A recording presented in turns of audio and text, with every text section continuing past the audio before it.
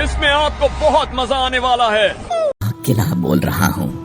मैं राजस्थान के झालावाड़ जिले में स्थित एक पहाड़ी दुर्ग हूँ।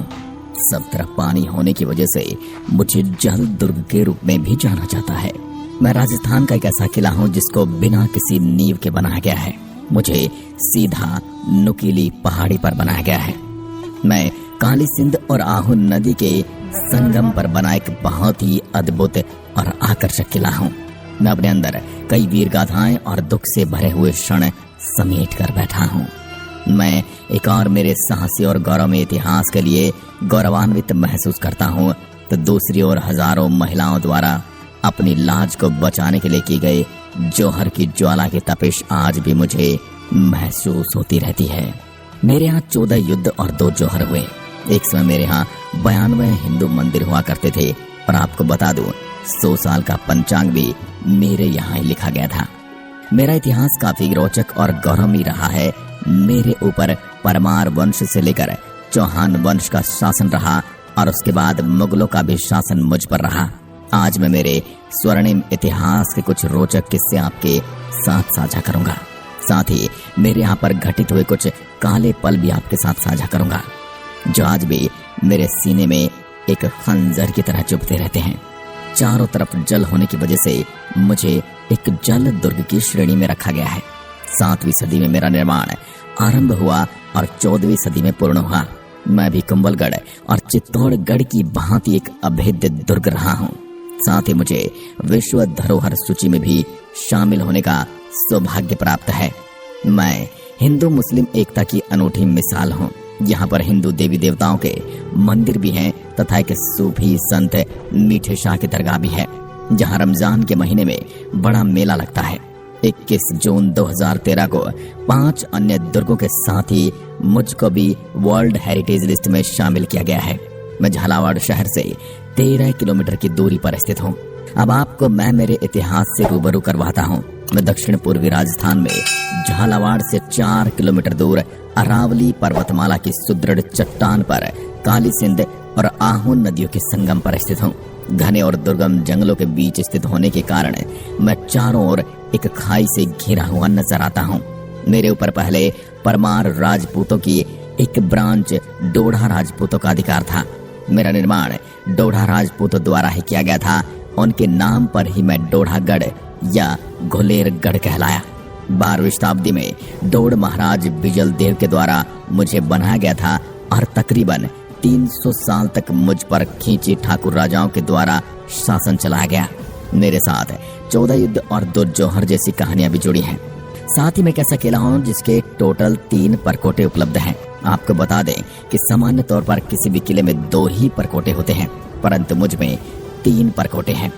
बात उस समय की है जब मुझ पर बिजल देव डोड़ का शासन था और उसी समय चौहानों की एक ब्रांच खींची के राजा देवन सिंह खींची ने 12वीं शताब्दी के उत्तरार्ध में बिजल देव डोड़ को मारकर धूलरगढ़ पर अधिकार कर लिया।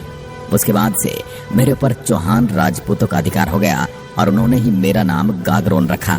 मालवा, गुजरात, मेवाड़ और हाड़ौती का समीपवर्ती किला होने से मेरा बहुत अधिक सामरिक महत्व था। 1300 ईस्वी में खींची शासक जैतसी ने अलाउद्दीन खिलजी के मुझ पर किए गए आक्रमण को विफल कर दिया। चौहान राजवंश में एक बड़े राजा प्रताप सिंह खींचे हुए जब बाद में संत बन जाते हैं और संत पिंपा के नाम से मशहूर हो गए और वो अपने छोटे भाई अचलदास खींची को अपना राज सौंप कर चले गए। 1423 ईस्वी में मांडू के सुल्तान होशंग शाह ने गागरोन पर आक्रमण किया। तब मेरे यहाँ के शासक अचलदास खींची ने केसरिया किया और वीरगति को प्राप्त हुए और मेरे यहाँ की वीरांगनाओं ने जौहर किया, जिसकी आंख की ज्वाला आज भी मेरी दीवारों को तपिश महसूस कराती है। करीबन 14वीं शताब्दी के मध्य तक मैं एक समर्थ रियासत बन चुका था। इसी कारण से मालवा के मुसलमान घुसपैठिए राजाओं की बुरी नजर मुझ पर पड़ी। होशंग शाह ने 1423 ईस्वी में 30,000 घुड़सवार, 84 हाथी व अनगिनत पैदल सेना, अनेक अमीर राव राजाओं के साथ मुझे घेर लिया। मेरा पानी से चारों ओर से घिरा होने की वजह से होशंग शाह किले में प्रवेश न कर सका और गढ़ के बाहर पड़ाव डाल दिया। मुश्किल के समय पूरे नगर के लोग गागरोन किले में ही शरण लेते थे। यहाँ पानी और अनाज के उचित भंडार थे। इसी वजह से होशंग शाह के आक्रमण के बावजूद कई महीनों तक नगरवासी दुर्ग में सुरक्षित रहे।